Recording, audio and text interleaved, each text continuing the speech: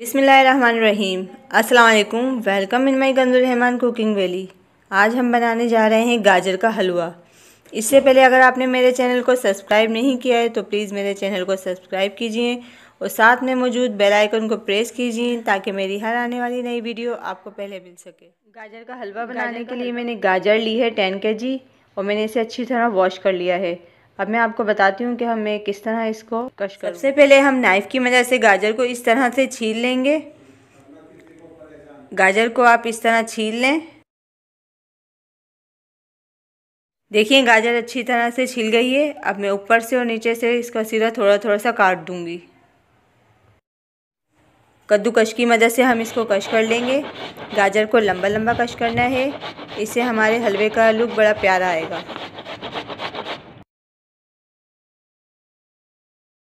गाजर का हलवा बनाने के लिए जो मज़ीद मैंने इंग्रेडिएंट्स लिए हैं उसमें शामिल है घी 1 kg, चीनी 3 पाव 750 ग्राम, छोटी इलायची पाउडर 1.5 टीस्पून, पिस्ते 150 ग्राम, अखरोट 150 ग्राम। आप अपने टेस्ट के अकॉर्डिंग दूसरे ड्राई फ्रूट भी यूज़ कर सकती हैं। खोया 1 kg। हलवे में शामिल करने के लिए मैंने दूध लिया है 4 kg और मैंने इसे अच्छी तरह से बॉईल कर लिया है। तमाम कश की हुई गाजर को मैंने पतीले में डालकर फ्लेम को ऑन कर दिया है।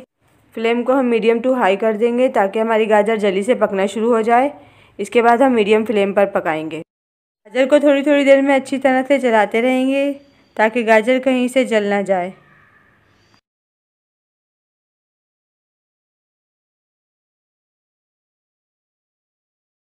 देखिए इसका कलर काफ़ी चेंज हो गया है। अब मैं इसमें शामिल कर रही हूँ बॉयल दूध।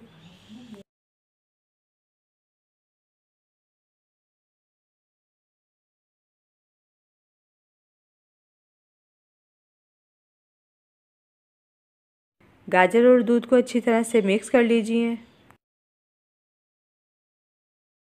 अब हम इसे दरमियानी आंच पर इतना पकाएंगे कि इसका तमाम दूध ड्राई हो जाए। दरमियान में हम इसे चलाते रहेंगे ताकि ये कहीं से जल ना जाए।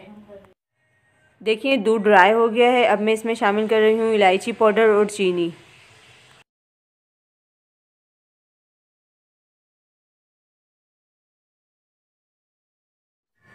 हम दोनों चीज़ों को अच्छी तरह मिक्स करके इतना पकाएंगे कि चीनी का पानी ड्राई हो जाए। देखिए चीनी का पानी ड्राई हो गया है। अब मैं इसमें शामिल कर रही हूँ घी। अब हम इसे इतना भूनेंगे कि घी और गाजर जो है वो सेपरेट हो जाए।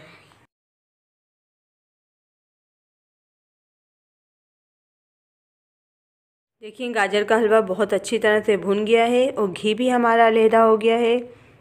ये घी बिल्कुल ट्रांसपेरेंट है, इसमें बिल्कुल भी पानी नहीं है। इसका मतलब ये है कि हमारा हलवा जो है वो बहुत अच्छी तरह भुन गया है। और लुक वाइज भी देखें कितना अच्छा है, कलर भी कितना प्यारा आया है इसका। अब मैं हलवे में से तमाम एक्स्ट्रा घी को अलहदा कर लूँगी। आप इस एक्स्ट्रा घी को पराठों में और दूसरे स्वीट्स में भी यूज़ कर सकते हैं। मैंने तमाम एक्स्ट्रा घी अलहदा कर लिया है और इसका लुक भी देखें कितना प्यारा आया है। आप इसे ऐसे भी खा सकते हैं। ये किसी ड्राई फ्रूट और खोए का मोहताज नहीं है, ये बहुत टेस्टी बना है। अब मैं इसमें शामिल कर रही हूँ खोया। इसी तरह मैं तमाम खोया अच्छी तरह मिक्स करके आपको डिश आउट करके दिखाती हूँ। देखिए मैंने हलवा डिश आउट कर लिया है।